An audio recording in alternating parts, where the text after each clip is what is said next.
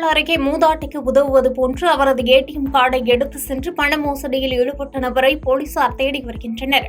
நாமக்கல் மாவட்டம் ராசிபுரம் பகுதியில் இயங்கி வரும் தனியார் வங்கி ஏடிஎம் ஒன்றில் குருசாமிபாளையம் பகுதியைச் சேர்ந்த ஓய்வு பெற்ற துணை வட்டார வளர்ச்சி அலுவலரான மனோரஞ்சிதம் என்பவர் பணம் எடுக்க முயன்றுள்ளார்.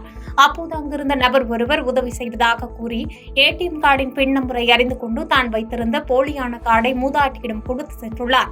பின்னர் மூதாட்டியின் மொபைல் எண்ணிற்கு ரூபாய் 30,000 வங்கிக் கணக்கிலிருந்து எடுத்ததாக குறுஞ்செய்தி வந்துள்ளது. இதனால் அதிர்ச்சியடைந்த மனோரஞ்சிதம் இதுகுறித்து ராசிபுரம் காவல் நிலையத்தில் புகார் செய்தார். அதன் பேரில் வழக்கு பதிவு செய்த போலீசார் சிசிடிவி காட்சிகளின் அடிப்படையில் நூதன மோசடியில் ஈடுபட்ட மர்ம நபரை தேடி வருகின்றனர். தமிழகத்தில் டெங்கு பாதிப்பு இல்லை என்று அமைச்சர் மா. சுப்பிரமணியன் தெரிவித்துள்ளார். கோவை சிங்காநல்லூரில் 1.50 கோடி மதிப்பீட்டில் புதியதாக கட்டப்பட்டுள்ள நகர்ப்புற சமுதாய நலக்கட்டிடம் மற்றும் காணொலி வாயிலாக தாளியூர் மேம்படுத்தப்பட்ட அரசு ஆரம்ப சுகாதார நிலையத்தில் ரூபாய் 58.10 லட்சம் மதிப்பீட்டில் கட்டப்பட்டுள்ள வட்டார பொது சுகாதார அலகு கட்டிடம் உள்ளிட்டவைகளை மருத்துவம் மற்றும் மக்கள் நல்வாழ்வுத்துறை அமைச்சர் மா. சுப்பிரமணியன் திறந்து வைத்தார். இதனையடுத்து சிங்காநல்லூரில் கர்ப்பிணி தாய்மார்களுக்கு ஊட்டச்சத்து பெட்டகம் மற்றும் மக்களை தேடி மருத்துவம் திட்டத்தில் பயனடையும் நபர்களுக்கு மருந்து பெட்டகத்தை அமைச்சர் வழங்கினார்.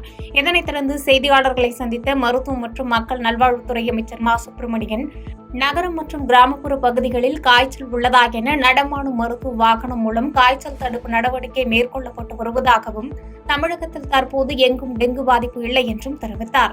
மேலும் எடப்பாடி பழனிசாமி ஆட்சி காலத்தில்தான் டெங்குவால் அதிகம் பேர் உயிரிழந்துள்ளதாக குற்றம் சாட்டிய அமைச்சர் தற்போது டெங்கு பாதிப்பு எங்குள்ளது என இபிஎஸ் காண்பிக்க வேண்டும் என வலியுறுத்தினார். இப்ப அவருக்கு எங்க டெங்கு இருக்குன்னு காட்ட சொல்லுங்க முதல்ல. அதாவது அவங்க ஆட்சியில தான் இதை லாவணி பாடுறதுக்காக சொல்லல. 2012 டெங்கு இறப்பு 66 பேர், 2017 டெங்கு இறப்பு 65 பேர். இதுதான் தமிழ்நாட்டின் வரலாற்றில் அதிகபட்சமான டெங்கு இறப்புகள். அதுக்கு பின்னாடி எல்லாமே சிங்கிள் டிஜிட் தான். இப்போ 9 மாதம் கடந்துருச்சு, 10வது மாதம் அக்டோபர் மாதம் இது வரைக்கும் டெங்கு இறப்புகள் 6. இந்த 6ம் கூட அதிகபட்சமாக அந்த தனியார் மருத்துவமனைகள்லேருந்து மருத்துவ வசதி பெறாமல் வீடுகளிலேயே சிகிச்சை பெறுவது, நோய் எதிர்ப்பு சக்தி குறைவு, இந்த மாதிரி இருக்கிறவங்க தான். டெங்கு பாதிப்பு உடனடியாக மருத்துவமனைகளுக்கு வந்தால் 100% காப்பாற்றப்பட்டு விடுகிறார்கள். இது வரைக்கும் 6 தான் இந்த வருஷத்தில் இறப்பு. அவங்க இந்த 2012, 2017 சாட்சாத் எடப்பாடி பழனிசாமி முதல்வராகவும் அவருடைய கட்சி தலைவர் ஆட்சி நடந்தப்போ தான் இந்த இறப்புகள் நடந்தது. இது அவர் கையிலே நீங்கள் கேட்கலாம். திமுக ஆட்சியில் பெண்களுக்கு பாதுகாப்பு இல்லாத மாநிலமாக தமிழ்நாடு உள்ளது என்று முன்னாள் அமைச்சர் பொன்னையன் குற்றம் சாட்டியுள்ளார். திருவள்ளூர் மாவட்டம் பொன்னேரியில் அதிமுக சார்பில் கழக உறுப்பினர்களுக்கு உரிமைச் சீட்டு வழங்கும் நிகழ்ச்சி நடைபெற்றது. இதில் முன்னாள் அமைச்சர் பொன்னையன் கலந்து கொண்டு கட்சி நிர்வாகிகளுக்கு ஆலோசனைகளை வழங்கினார். தொடர்ந்து செய்தியாளர்களிடம் பேசிய பொன்னையன் திமுக ஆட்சியில் பொய்மை தலைவிரித்து ஆடுகிறது எனவும் இந்தியாவிலேயே அதிகபட்சமாக மதுவினால் அதிக மரணம் ஏற்படக்கூடிய மாநிலம் தமிழ்நாடு என குற்றம் சாட்டினார். பெண்களுக்கு பாதுகாப்பற்ற நிலைமை, பெண் போலீசுக்கு அவர்கள் கற்புக்கு பாதுகாப்பு இல்லாத நிலைமை, நான் ஏற்கனவே சொன்னதை போல் இந்தியாவே தலை குனியக்கூடிய அளவிற்கு நடப்பது ஸ்டாலின், சபரீசன், உதயநிதி ஆட்சியிலே. எனவே இதில் ஒன்றும் ஆச்சரியமில்லை. பெண்களுக்கும் பாதுகாப்பில்லை, போலீஸுக்கும் பாதுகாப்பில்லை, பெண் போலீஸுக்கும் பாதுகாப்பில்லை. போதைப் பொருளை இந்தியாவிலே அதிகமாக விற்பதும் திமுக காரங்க தான். மதுவை, கள்ள மதுவை அருவி போல் பரவவிட்டு தமிழக மக்களை அழிப்பதும் இளைய சமுதாயத்தை ஒழிப்பதும் திமுக தான், ஸ்டாலின் தான், உதயநிதி ஸ்டாலின் தான், சபரீசன் தான்.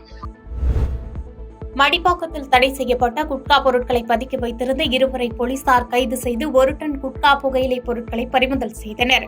தடை செய்யப்பட்ட குட்கா புகையிலை பொருட்களை மொத்தமாக பதுக்கி வைத்து கடைகளுக்கு விற்பனை செய்ததாக எழுந்த புகாரை தொடர்ந்து சென்னை மடிப்பாக்கம் காமராஜர் முதல் குறுக்கு தெருவில் வசித்து வரும் கௌதமி என்பவர் வீட்டை சோதனையிட்டனர். இந்த சோதனையின் போது 19 கிலோ குட்கா பதுக்கி வைத்திருப்பது கண்டுபிடிக்கப்பட்டது. இதையடுத்து கௌதமியை கைது செய்த போலீசார் அவர் அளித்த தகவலின் அடிப்படையில் மடிப்பாக்கம் அடுத்த கோவிலம்பாக்கம் பெரியார் நகரில் உள்ள ஒரு வீட்டை சோதனையிட்ட போலீசார் அங்கு பதுக்கி வைக்கப்பட்டிருந்த 995 கிலோ குட்கா புகையிலை பொருட்களை பறிமுதல் செய்தனர். செய்தனர். குட்காவை பதுக்கி வைத்து விற்பனை செய்து வந்த கோவிலம்பாக்கத்தை சேர்ந்த ராஜேஷ் என்பவரை கைது செய்த போலீசார் விற்பனைக்கு பயன்படுத்திய காரையும் பறிமுதல் செய்தனர். இதைத் தொடர்ந்து 1 டன் குட்கா பொருட்களை பறிமுதல் செய்த மடிப்பாக்கம் போலீசார் கௌதமி மற்றும் ராஜேஷ் ஆகிய இருவரிடம் தொடர்ந்து விசாரித்து வருகின்றனர்.